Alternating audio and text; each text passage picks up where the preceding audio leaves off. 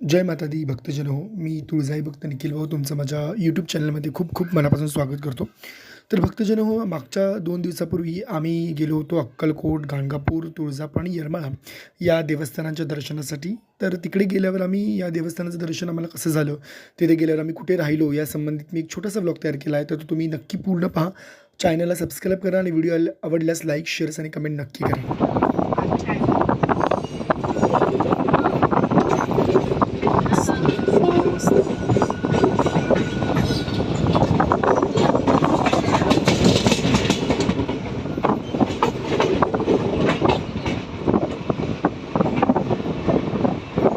Yes, finally पोहोचलो अक्कलकोट.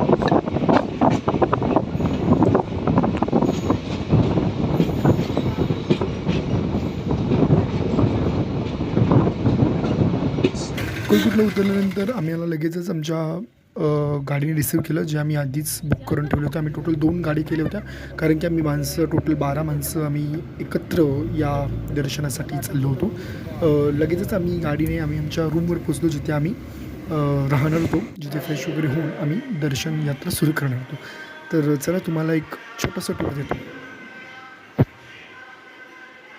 तर भक्तजन पाहतच असाल, ही जी वास्तू आम्ही बुक केली होती. खरं तर स्वामींच्या आशीर्वादाने खूपच सुंदर अशी राहण्याची जागा आम्हाला मिळाली. अशी आम्ही 2 रूम बुक केल्या होत्या. ही आम्ही एक फक्त जेंट्स लोकांसाठी आणि अशीच सेम टू सेम आम्ही लेडीज लोकांसाठी 6 आम्ही जेंट्स होतो, 6 आम्ही लेडीज होतो. सो आम्ही 2 वेगवेगळ्या रूम्स, हॉल तुम्ही बोलू शकता, बुक केलं होतं. इथे आम्ही झोपण्यासाठी आम्हाला गद्दे, उशी, चादर सगळं काही देण्यात आलं होतं. 2 बाथरूम होते, 3 टॉयलेटसुद्धा अवेलेबल होते. सो सर्व काही अतिशय व्यवस्थित स्वामींनी पार पाडून घेतलं होतं.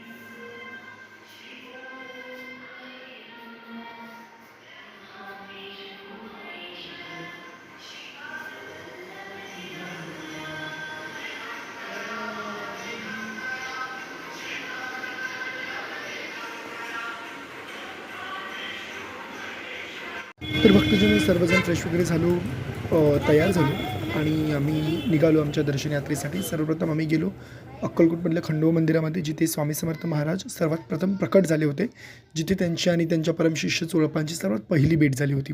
खरंच तिथे गेल्यावर सुद्धा अतिशय सुंदर आणि अतिशय प्रसन्न असं वातावरण असल्यामुळे खूपच छान वाटलं, खूपच छान दर्शन झालं. येळकोट येळकोट जय मल्हार.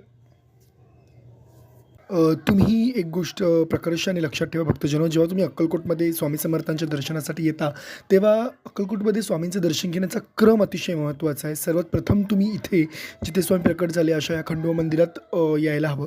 त्यानंतर तुम्ही चोळप्पा महाराजांचा जो वास्तू आहे, जो वाडा आहे, जिथे स्वामी महाराजांची समाधी आहे, तिथे जाऊन तुम्ही दर्शन घ्यायचं आहे. त्याच्यानंतर बाळप्पा महाराजांचं गुरुमंत्र आणि त्याच्यानंतर शेवटी तुम्ही वटवृक्ष स्वामी समर्थ महाराजांच्या मंदिरात जायचं आहे. तर तसंच आम्ही क्रमानुसार दर्शन घेतलं आणि त्याच क्रमानुसार मी व्लॉग केला, तर तो तुम्ही पहा. तर मार्तंड भैरवाचं दर्शन घेतल्यानंतर आम्ही सर्व चोळप्पा महाराजांचा वाडा, बाप्पा महाराजांचं गुरुमंदिर आणि त्याच्यानंतर वटवृक्ष स्वामी महाराजांकडे आम्ही प्रस्थान केलं. तर ते सगळे व्हिडिओ, ते सगळे व्लॉग मी माझ्या यूट्यूब चॅनलवर टाकणार आहे. तर तुम्ही ते व्हिडिओ नक्की पहा. व्हिडिओ आवडल्यास चॅनलला सबस्क्राईब करा, कमेंट करा, लाईक करा आणि शेअर करा. श्री स्वामी समर्थ. जय माता दी भक्तजन हो.